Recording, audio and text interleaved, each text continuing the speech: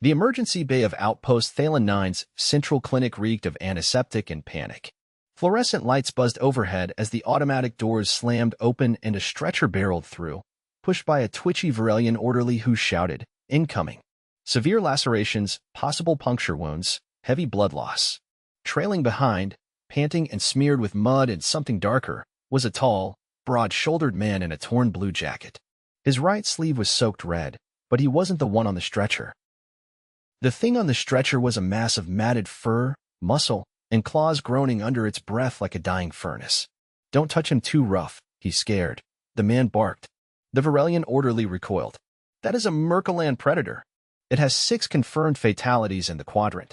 You brought that thing here?" "He's not a thing. He's hurt.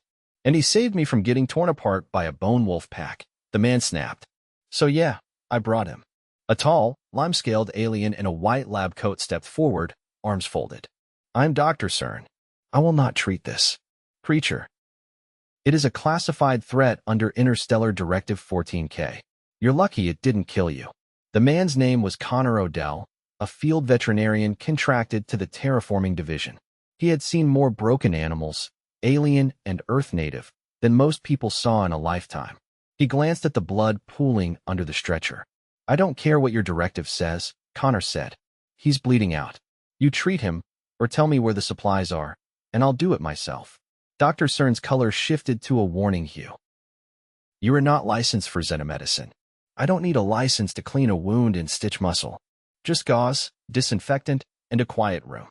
2 security drones hovered closer. Connor clenched his jaw, but he didn't move. The creature on the stretcher gave a low whimper. Dr. Cern turned to the drones. "Escort this human and the animal to the outer quarantine shed. He can play vet there." Connor didn't wait for the drones to push him. He grabbed the stretcher bar and wheeled it out himself. The quarantine shed was cold, barely lit, and smelled like ozone and mold. Connor pulled his jacket off, wincing as the movement tugged at the gash on his arm. He tossed the coat aside, cracked open the emergency med kit, and got to work. The creature's breathing was shallow. Connor knelt beside it, gently pressing around the deeper wound on its flank. "You're gonna be fine, big guy. Just a few holes to plug." The beast flinched, but didn't growl. Its yellow eyes, huge and glassy, blinked once. Connor cleaned the wound with saline, then threaded the suture needle. He worked slowly, murmuring under his breath, "You're just a big puppy, huh? A really ugly one, but I've seen worse." The stitching took 20 minutes. He wrapped the leg and then addressed the smaller gashes. Most were shallow. The beast didn't flinch again. Exhausted, Connor leaned back against the wall and wiped his hands on his pants. Blood still dripped from his own arm. He didn't have time to rest. There was movement outside the shed. "Who's in there?" a voice called. "Connor Odell, vet from Terra SEC4. Got a wounded Murkellan in here. Stable now." The door opened, and a woman stepped in, clearly human, in a dusty flight technician's uniform. Her name tag read Vera Pelland. She glanced between him and the beast. "You're the guy who dragged a killer predator through the main corridor?" "He's not a killer," Connor said. "Not unless you attack first." Vera took a cautious step forward. "You stitch him." "Yeah." "You're bleeding." "Yeah." "You're an idiot." Connor shrugged. Vera set down a med scanner. "Let me check your arm." "You're shaking." He didn't argue. She peeled back the crusted gauze he'd slapped on himself earlier and scanned the wound. "This is deep. You might have hit a tendon. Feels like it. You need a scan and probably surgery. Why didn't you go to the clinic?" "They kicked me out. Said I'm not licensed to bring in a predator." Vera snorted. "Typical." The door behind her creaked again. Connor tensed, but it was a young alien technician with a medical crate. "I brought supplies," the technician said nervously. "Dr. Cern said I could drop them here." Before Connor could thank him, the technician dropped the crate and bolted. Vera opened it and whistled. "Looks like someone wanted to get rid of this fast." The crate held a full trauma kit, dermal sealers, pain suppressants, nutrient packs, even a portable scanner. Connor nodded toward the beast. "Check him. Make sure I didn't miss anything." Vera hesitated. "You sure it won't bite my hand off?" "He let me stick needles in his thigh for 20 minutes. I think you're good." She knelt beside the creature, slowly running the scanner over its body. "No internal bleeding. Lungs are clear. You might have actually saved it." Connor exhaled, finally letting his shoulders drop. "You gonna name him?" Vera asked, half teasing. Not unless he sticks around. Vera looked at him. You know he will. Connor gave the creature a quick glance. It was already asleep. He didn't say anything. The next morning, the outpost was buzzing with rumors. A human vet had defied protocol to save a Murkellan. Some said the beast had telepathic control. Others claimed Connor had tamed it with subsonic whistles. Connor ignored all of it. He had bigger problems. His arm was swelling, and Vera was dragging him to the medical center, with or without his permission. Dr. Cern met them at the door. I see you're back, Mr. Odell. I'm not here to argue. I need my arm checked. Security footage shows you performing unsanctioned xenomedical procedures. That alone is grounds for expulsion. Vera stepped forward. You'd let him lose use of his arm because he saved a life? Dr. Cern looked at the scanner Vera held up. The swelling was visible. The tendon was partially torn. Connor winced as he flexed his fingers. Dr. Cern sighed. I will treat you. Under protest. Fine by me. It took 2 hours, a local anesthetic, and a minor surgical stitch to repair the damage. Connor's arm was immobilized in a light brace, and he was told not to lift anything heavier than a data pad for 2 weeks. The creature, meanwhile, had woken up and was already trying to stand. Connor returned to the shed that evening. The Murkellan looked at him, head cocked. You understand me? Connor asked. The beast blinked slowly. Not a talker. That's fine.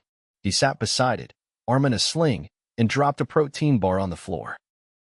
The creature sniffed it, then nudged it toward Connor with its nose. Connor laughed. I already ate. He named it Bramble, not because it made sense, but because it looked like something that would get stuck in a bush and drag it around for miles. Over the next few days, Bramble healed faster than expected.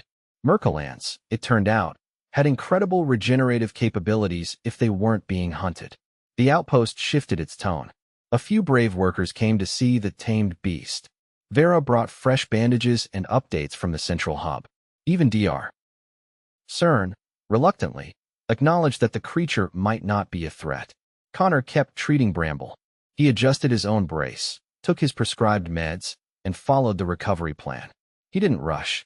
One afternoon, while checking Bramble's sutures, he felt a heavy weight lean against his side.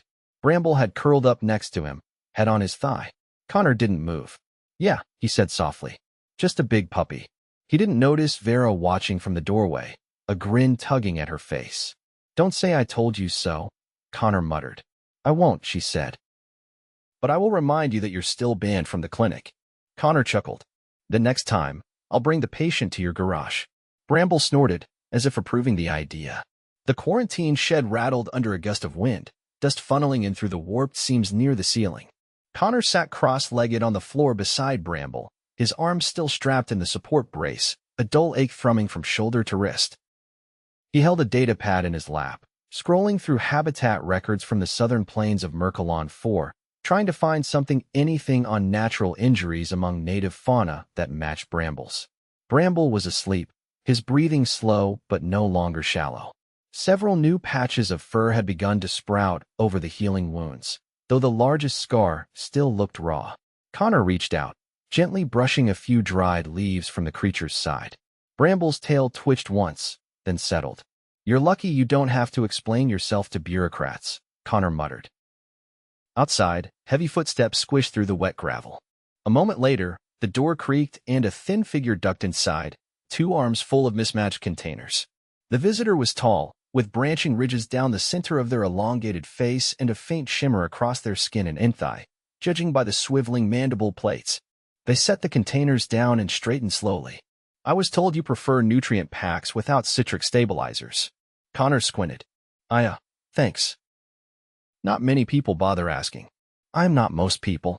The inthigh opened one of the containers and pulled out a thin, steaming wrap. This is compressed meal fiber with protein gel. It will not poison you. Probably. Connor took it, sniffed, and shrugged. At this point, I've eaten worse. I am Vexel, the inthigh said. I work in structural analysis. I was also the one who reported the hull breach last month. It was ignored. Sounds about right. I have been reviewing your telemetry logs from the plains. The terrain didn't match the standard maps. You were nearly a kilometer off the approved trail. Connor took a bite of the wrap. Yeah, well, the approved trail was underwater. Flash flood rerouted the whole basin. Vexel's lateral eyes blinked asynchronously.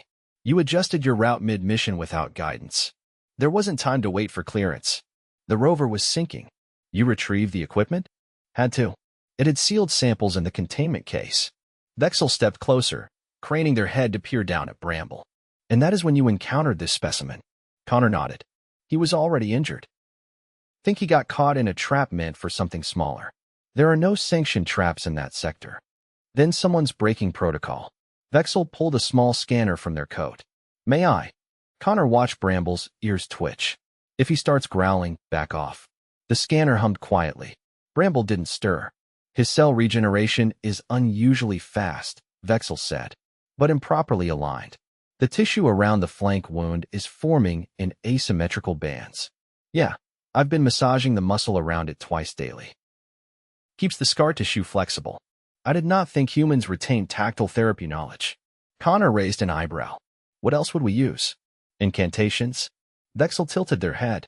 I have never witnessed one of you practice unguided care. Most rely on automated diagnostics. Connor leaned back, brushing his good hand through his hair. Machines are great until they don't work, or misread a species it's never seen before. You patch enough animals back together by hand, you start to trust your fingers more than a screen. Vexel stood silently for a moment, then turned their attention to the data pad on the floor. You've been researching native injury patterns? Trying to figure out what did this to him. The spacing around the punctures looks mechanical, but the angle's weird. Not a drone. Not claws either. Could be a bait pit, Vexel offered. Spikes in the floor, concealed by foliage. Illegal, but effective. Connor frowned. Then whoever said it was expecting something big. Or indiscriminate. The wind outside picked up again. A low whistle threaded through the vents. Bramble shifted, rising slowly to a sitting position, eyes fixed on Vexel. The enthigh froze. Connor held up a hand. Easy. He's just checking you out. Bramble sniffed the air once, then let out a low, gravelly noise that sounded almost like a sigh. Vexel looked back at Connor. He knows you are injured. How do you know that? He keeps glancing at your arm. That is not random behavior. He is observing. Connor lowered his gaze. I've seen it before. Injured animals get protective.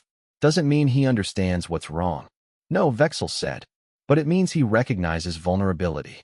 They crouched, placing the scanner on the floor. If he remains here much longer, rumors will spread faster than your bandages can be changed. Already happening, Connor said. Someone asked if he could sniff out explosives yesterday. Vexel's expression didn't change.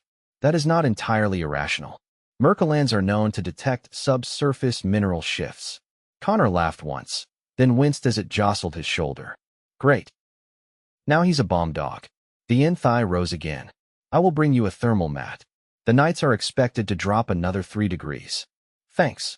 Vexel paused at the doorway. You should also consider naming him. Connor didn't look up. Already did. Then you are more committed than you admit. When the door shut, Bramble shuffled closer and rested his head across Connor's foot. The next day, just after midday meal period, Vera arrived with a metal case under one arm and a travel mug in the other. You look like you haven't slept in 2 days. Connor rubbed his eyes. Close. Your shoulder's getting worse, she said, setting the case down. You didn't refill your meds. I don't like the way they fog my head. They also reduce inflammation and keep your tendon from knotting like a pretzel. Fair. She opened the case and pulled out a compact brace with a built-in cooling coil. Got it from a mining technician. Said it's designed for impact trauma. Should work better than that generic wrap. Connor let her remove the old brace and fit the new one. The cold hit his skin immediately. That's wow. Okay, yeah, that's better. Vera handed him the mug. Caffeine and anti-nausea. You're welcome. Bramble lifted his head, sniffed the air, then stood fully. Vera stepped back. You sure he's okay with me touching you? He didn't bite the last guy, Connor said. He's just nosy. Bramble padded over to the wall and nudged the container where Connor kept water. When Connor didn't move fast enough, Bramble pawed it again. He's learned how to ask for water? Connor grinned. He's figured out which container sloshes. Next thing you know, he'll be using the toilet. Connor laughed again, this time more carefully. Don't tempt him. Vera sat down across from him, legs crossed. You hear about the biologist from Sector 7? No, went missing 2 nights ago. They found his boots near a collapsed ridge. Connor's expression darkened. He was alone, against protocol. Apparently decided to collect samples early. Connor sighed. They blaming predators? Not officially, but they're saying it loud enough for people to hear.